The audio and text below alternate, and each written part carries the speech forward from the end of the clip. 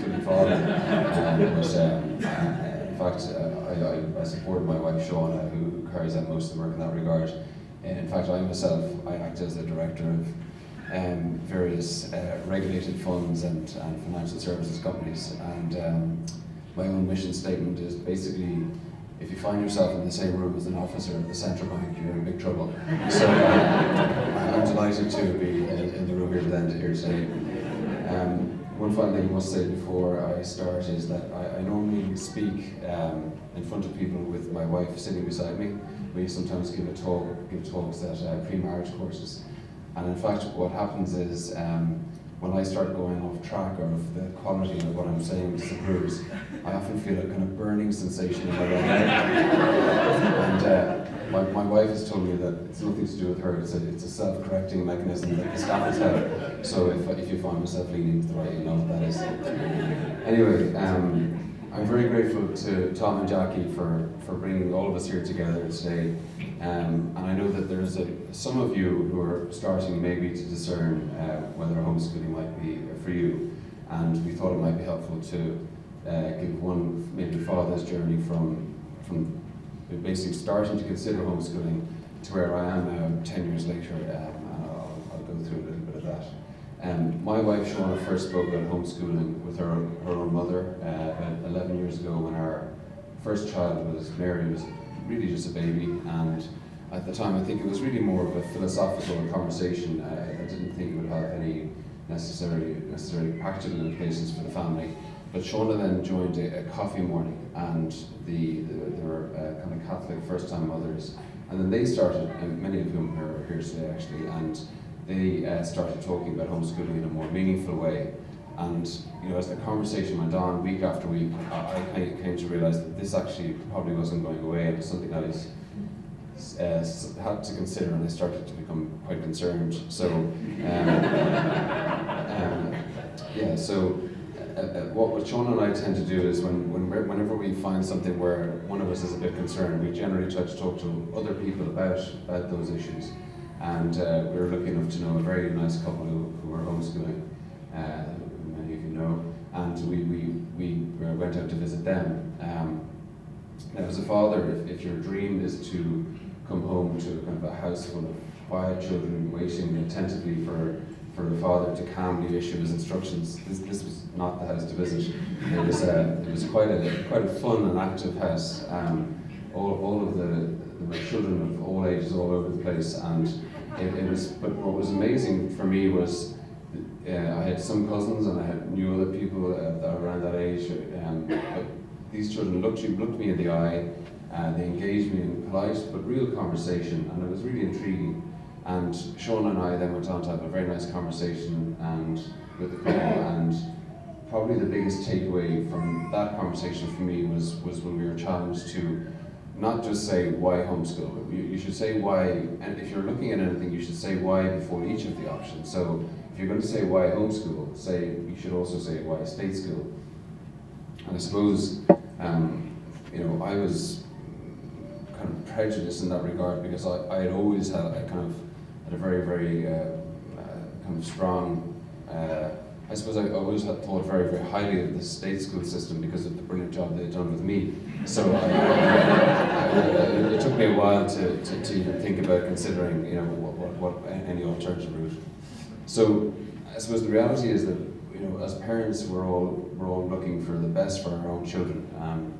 And what I started to learn from that conversation and from that, and moving on from that, was that you don't always need to do what everybody else does in order to get the best result. And in fact, in life, and the same is true in business as well, often the best results come from people who are willing to do things differently. And when I got my head around that, then that's what allowed myself and Shauna to start looking at why homeschool and why state school. So again, for the purposes of this talk, with the limited time, I'm just going to focus really on what we looked at in terms of education, and then also in terms of friendships.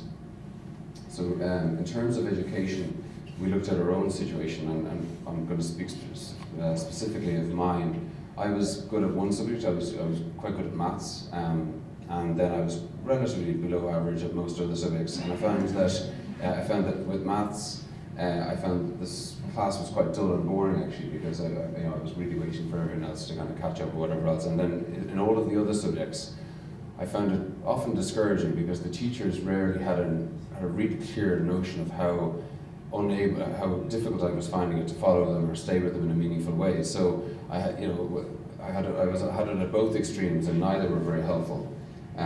So when I compared that to what I was hearing about homeschooling, and certainly when I compare that to what I see with Sean and the children now, it's night and day. And I can really see that if a child of ours is particularly good at a given subject, we have the ability to let them run with that subject, or indeed if they want, what they don't have to do is stay in the room while everyone else catches up. They're free to go off and do another activity, or if it suits the family and it suits them, they can go ahead in their curriculum in that area.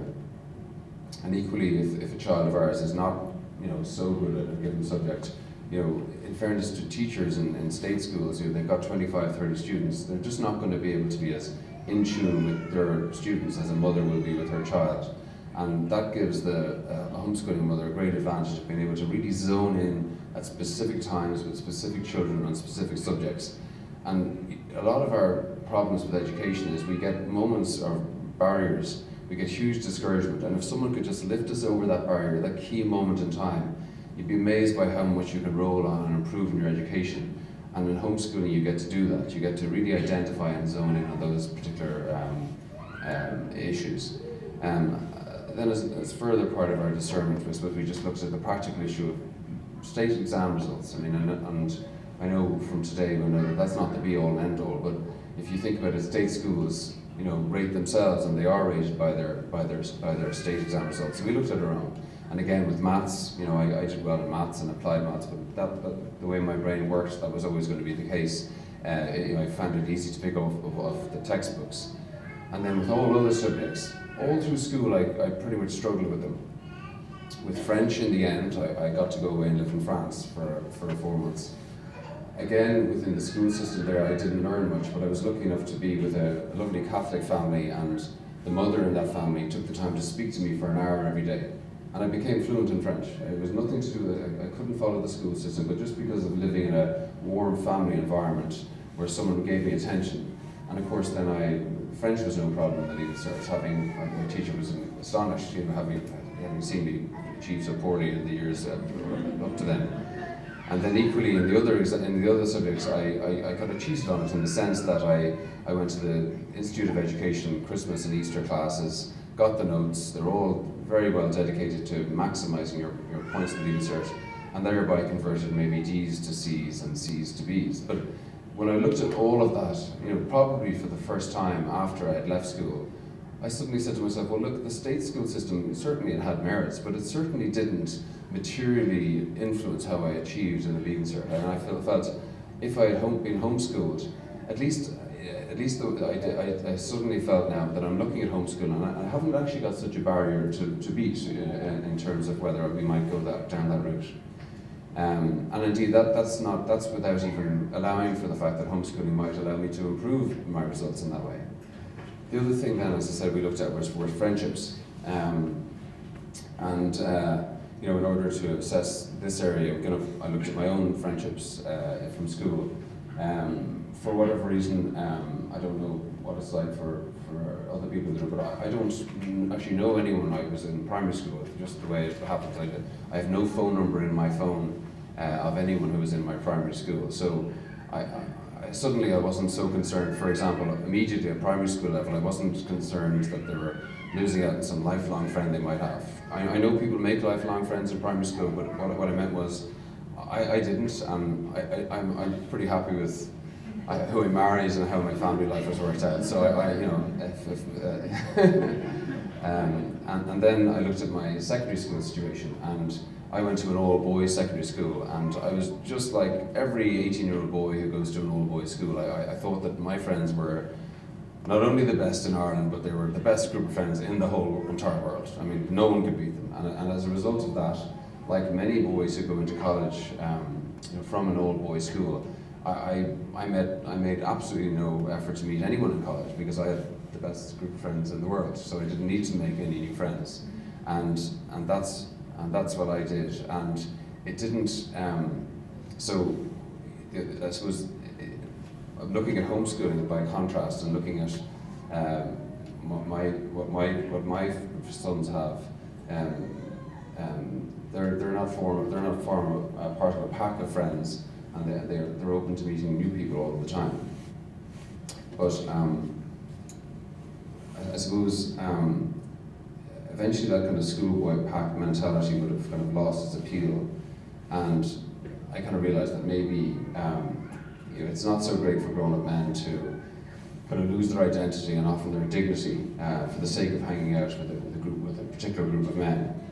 And so, although I do still have some friends from my school, I have to balance that against what I lost through the school system.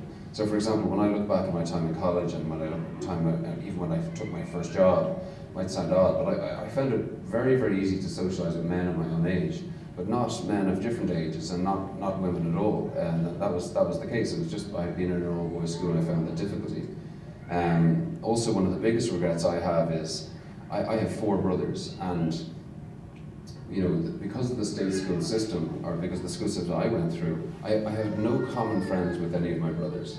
When I look at I have 4 sons myself, and I have a situation now where I might see 2 and often 3 of them go off to the same birthday party. And to me, I had a brother who was 14 months older than me, and I never once went to a birthday party with my brother. And that just seems odd to me now, but it was totally natural to me then.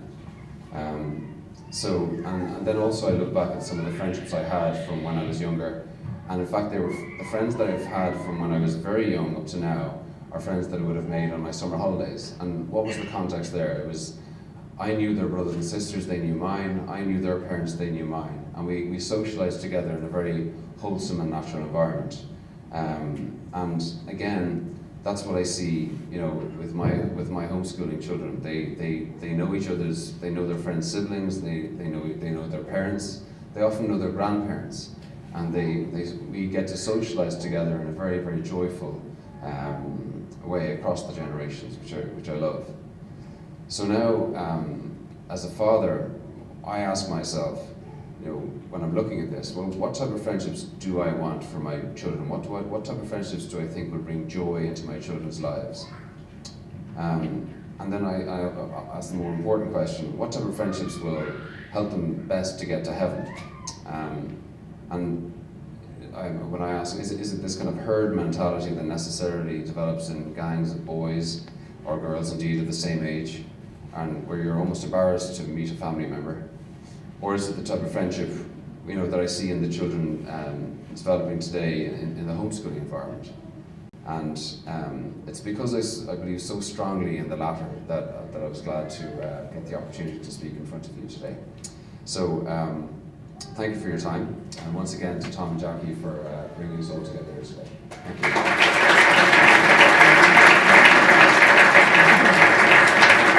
Thank you very much, Anna, for sharing your experience with us about